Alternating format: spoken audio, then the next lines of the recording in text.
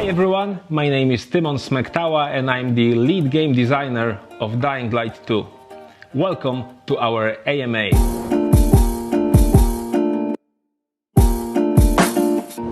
First of all, I would like to thank all of you for all of the questions you have sent us. It was more than 9,000 questions, so it's a lot. We have chosen the one that were appearing most frequently.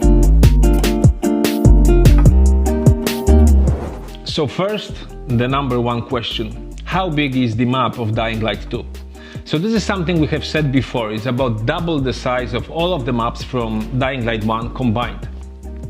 If you have played the first game, I think it will be easy for you to imagine how big the map will be. You just take the slums, you take the old town, you combine them and you double the number, and that's roughly the size of the game space in Dying Light 2.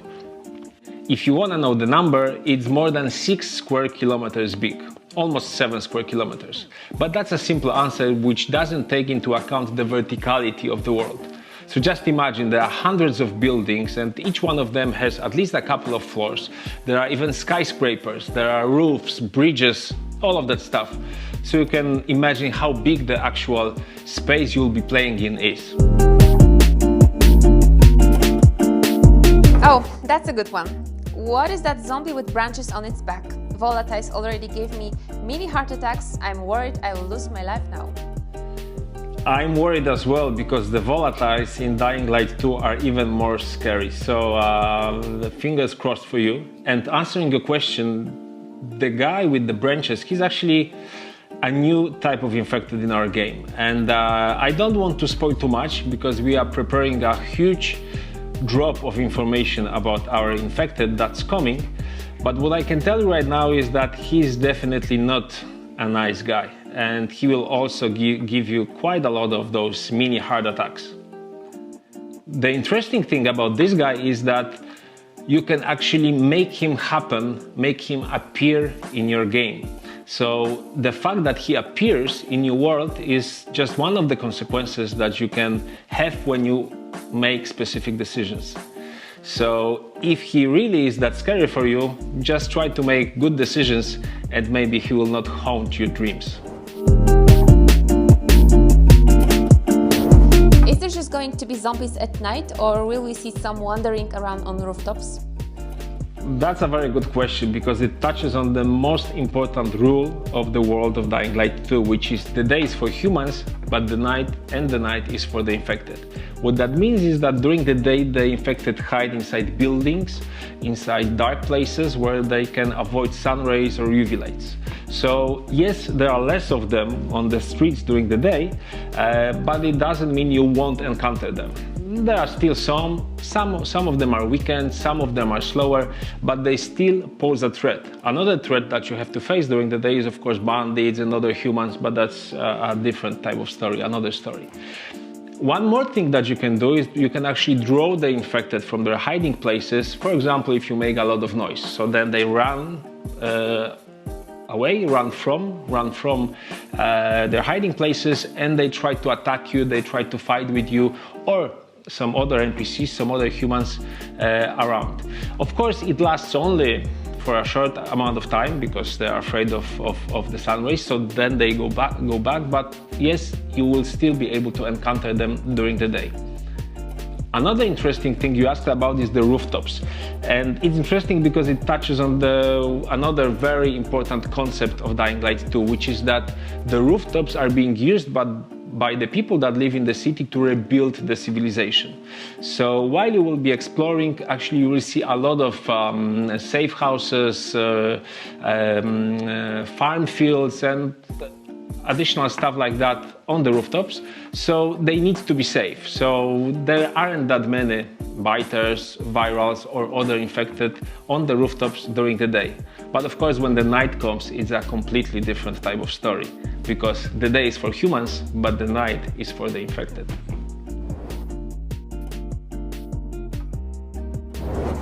Okay, but what about the guns? Yes, guns. Another question that came up very often. So this is something we have also been telling you guys already. So there are no firearms in the world of Dying Light 2.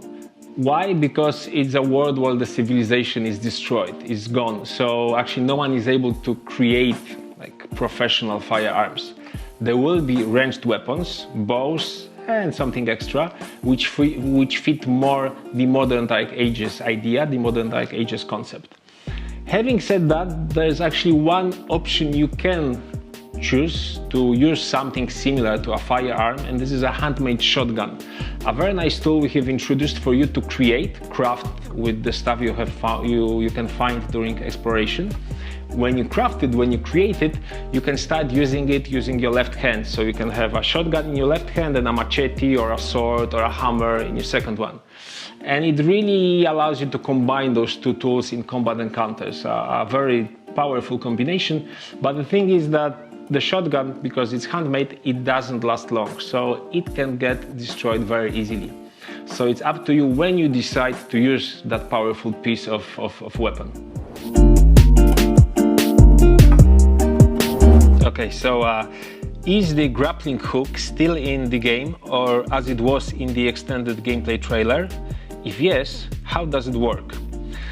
So of course it is still in the game, and we have really put a lot of effort into making it a completely new tool, a tool that's better than the one that you got used to in Dying Light 1. So I think the most important thing for us was to make the grappling hook as real, as natural, as physical as possible. So it works differently now. You will not be able to fly through the whole map in 1 minute, as in the first game.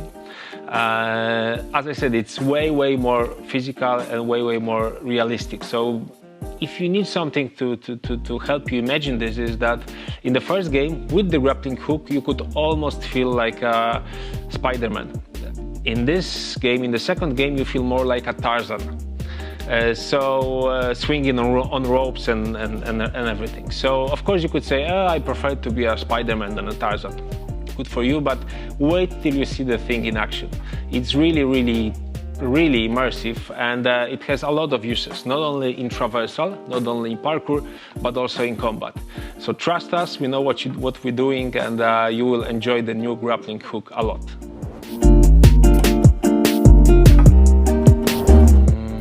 Oh, this one is very important and very interesting. The question is, will there be cars, vehicles in the main game area? So the answer is, you will be driving inside a vehicle in one specific mission, the one we have shown to you in our last demo. We didn't want to spend more time on it because we feel all of our other traversal methods are way more interesting. So of course you have parkour, and with our natural movement system and the improvements we have made in the second game, you can really travel through the city with great ease, overcoming any obstacles, doing those huge jumps. So it's really very exciting. And on top of that, we also added the grappling hook, the paraglider, and some additional stuff we'll be talking about in the future. So we wanted to stick to that because this is the DNA of Dying Light. This is what makes our game unique.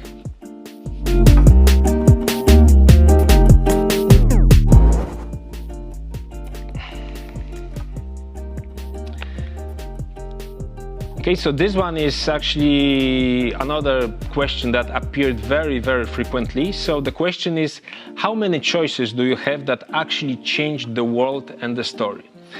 So I don't want to give you an exact number, but I want to explain to you how the whole system works. So in Dying Light 2, you make choices, you make decisions on 3 different levels.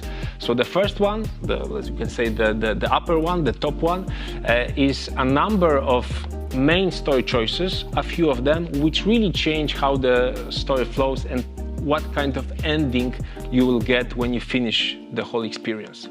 Then the second level is choices and decisions you make inside side quests or even main quests that mostly have consequences that are contained within those quests, within those missions, or quite often they also influence the world.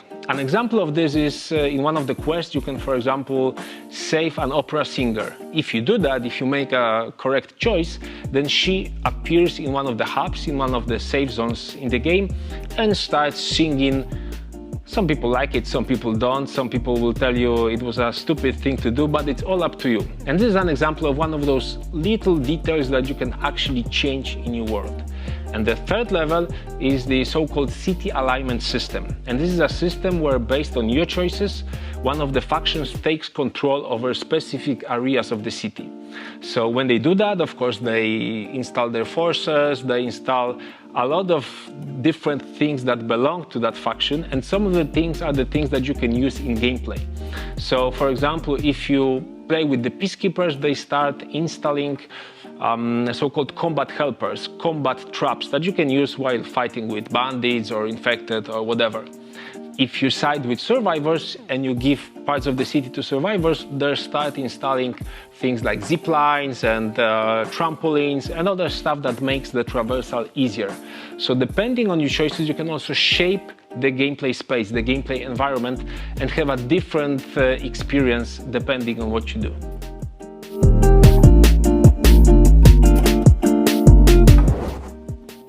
The next one is, how diverse are regions in Dying Light 2? Will we see fields and plains, suburbs, or any additional locations? So as you know, the game takes place inside a city, and it's a huge city, so as all of the huge cities out there in the world, it's actually quite diverse. You can say that there are two main regions in the city, which is an area which is a little bit close to Old Town, and another one which is more like a downtown with huge skyscrapers and all of that stuff. Within those regions, there are 7 zones where you can make decisions and assign those zones to different factions. So, for example, if you side with survivors, you will start seeing things like fields or bakeries or other small communities that are rebuilding themselves around various city locations. And if you side with peacekeepers, you will start seeing more of our military stuff like outposts, barricades, things like that. So depending on your choices and how you assign each of the zones, you can end up with a completely different looking type of city.